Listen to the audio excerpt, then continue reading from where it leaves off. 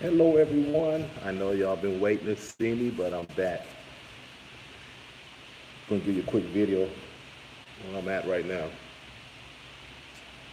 I'm not waiting for everybody to fill in the room, but some people may come on. I've been gone for a while. I've been missing in action, but I had to take care of business first. So let's just talk about it. A lot of guys are at home. There's a lot of people out there doing everything, trying to survive. Some of you guys probably on the supermarkets this morning. The shelves were empty, but we are here. I'm in the Chicago area. I'm at my other job. You know, I own a couple of businesses.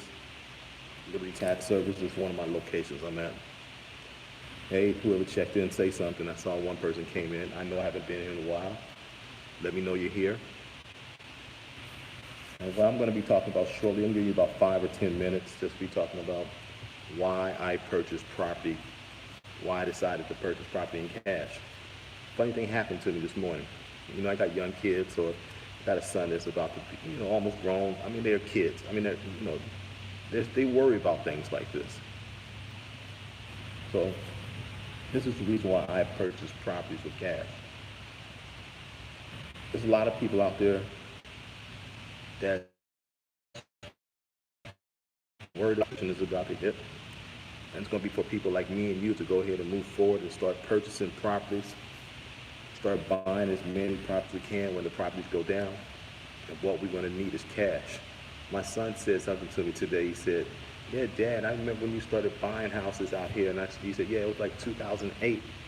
And it was in 2008, and that's when the recession hit, or when things started happening, and I was starting to buy properties really cheap. Well, I think that time is about to come again. So I need all you guys to do something. I need everybody to make sure that in the next 6 or 7 months we try to clear up our credit, try to pay down our bills, try to have some money saved. Because when this opportunity comes this time, I think it's going to be a great opportunity to purchase for the low. And I need all of you guys to be prepared for that. I need everybody to be thinking about buying their properties for cash, buying cash properties. That's what we need right now. We need to buy stuff with cash. We need to save stuff with cash. I heard a story about somebody out there. I was saying, John, I can't buy anything because nobody will give me a loan in my LLC. I don't want to put in my name. Yeah, it's hard to get a loan in your LLC. It's got hard money lenders out there that'll give you some money, but how are you going to be able to get the wealth that you need by paying everything? I was listening to E.T., the hip hop preachers guys over there, and one of the guys said, yeah, I own about $1 million worth of properties. And then they said, what is his net worth? And he said his net worth was like $1 million worth of properties, and said his net worth was like $200,000. I was like, so you owe $1 million worth of properties. To me and myself, I'm thinking you owe $1 million worth of properties. You went out there extending yourself to somebody don't move, and then it can blow, and you only have a net worth of $200,000.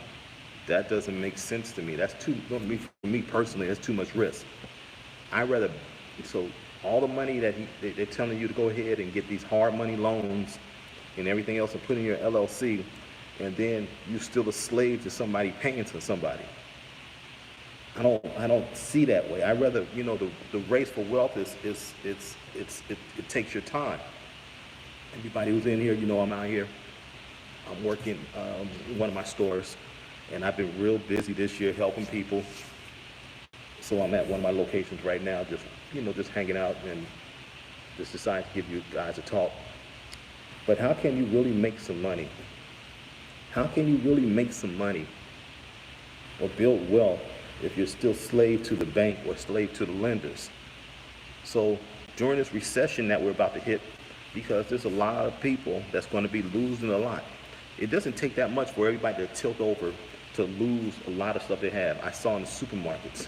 I went out there today. I can see the people come in my offices and how they're just barely holding on.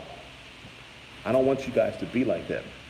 I want you to do anything that you can to save your money, to put yourself in a position to get something or do something to try to get your best deal possible.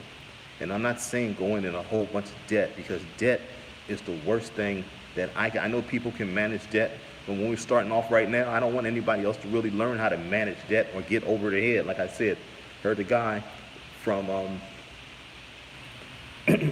that that's selling a lot of courses out there about real estate, telling everybody get in debt, and that is a way that you can make it. But are we ready to do that? Have you had enough experience to do that? Hey, Julian. Hey, how's it going? Thank you for joining. But I want everybody to be prepared as possible. Like I said, a lot of people out there hurting. Let me get to like I said, my son told me, he said, Daddy, I remember you started buying these properties around 2008. I said, yeah, that's when the market hit, where the recession crashed and everything, and I was able to start buying properties for $4,000 or $5,000, and then I still hold these properties and still making money. I see that time happening again, where it's going to be people losing everything.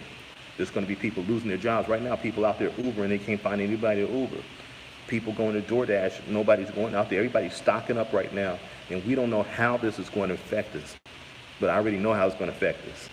It's going to affect us in ways that we haven't seen before. So you need to go ahead and make sure, the first thing you need to do is try to make sure you stay out of debt, to try to pay off these credit cards. I was talking to somebody the other day, and they said, well, John, it's easy for you to make it, and they think it's like all easy, but they don't even know the sacrifice that oh yeah, I'm investing in Inglewood. Yes, I'm investing. I'm not running away from Inglewood, and Inglewood with E. That's part of Chicago, in the South Side. Yes, I'm purchasing properties right now over there of anybody understands off of in Garfield area, Garfield off the expressway right now. I got 2 houses over there we're putting together. But I'm not going to stop investing, because I'm going to be investing in the path of gentrification. So I'm over there. So that's where we are right now. I don't know how reasonable the condition will be. I don't know how reasonable how put together the property can be, but look at it. When you buy a property for $10,000, you're buying a property for $10,000. You're getting your equity at the bone, so you're paying it off. Hopefully you're not getting a loan for $10,000, or at least put it on a credit card. Then you put that property together, it's automatically going to have value, and that's value that's going to be added to you. So I'm thinking about buying houses with cash. Any other questions? Thanks for all the comments and everything. I'm still here with you guys. I'm going to be hanging out for a couple more minutes, just looking for questions. So how's everybody else doing out there? What's going on in your neighborhood? Has anybody went to the supermarket? Has everybody got stocked up? How's your family doing? If you're not in a good situation, how are you going to? I noticed that when people are not in good situations, your kids start worrying about things, and you shouldn't have to live like that. Tell you the truth, I'm gonna tell you a quick story. I was about to book a vacation. What's going on? Hey, what's going on? Really good. I was about to book a vacation. Let me see how I was going to book a vacation.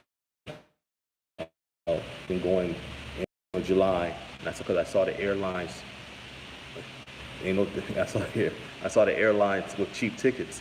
And I was about to go to, this is what my itinerary is going to be looking like. I was going to leave from Chicago, go to LA for 2 days, come back from Maui, and go back to San Francisco, Oakland area, then come back home. It's going to be gone for 2 weeks. Guess how much the plane fare is going to cost me for 4 people, for me, my wife, and my 2 kids? It's going to be like $2,600. That's crazy. And I almost booked it. I'm still thinking about it. Yeah, guess what happened? I went to Sam's Club this morning talking about toilet tissue. I got, I'm an early rise. I went up there and got some toilet tissue. I saw somebody trying to take 10. They said the limit was 2, one of those big giant rolls. I think it was 24 pack. I don't even use that much toilet tissue. I don't even know why I went down there and got it. But I went on and I got a lot of other stuff also. But we found some toilet tissue. How many toilet tissue rolls do you need? A lot. But I think we got abundance of toilet tissue.